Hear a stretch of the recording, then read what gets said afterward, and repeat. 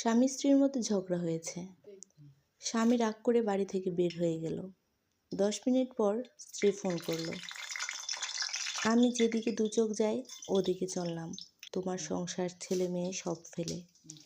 স্বামী ঠিক আছে যাও বলে ফোন কেটে দিল। এটা হলো বিশ্বাস।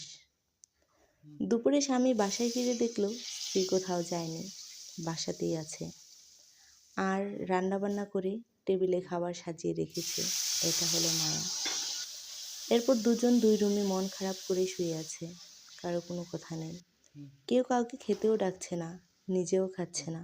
এটা হচ্ছে অভিমান। বিকেলে স্ত্রী বাচ্চাকে নিয়ে কোচিংয়ে চলে গেল। এটা দায়িত্ববোধ।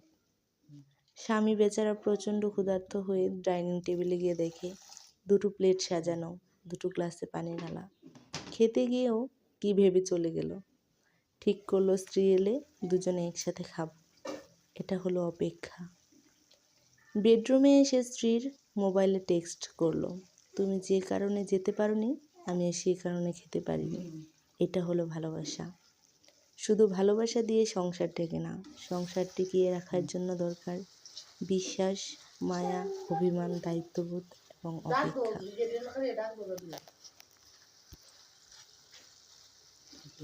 স্বামী স্ত্রীর মধ্যে ঝগড়া হয়েছে।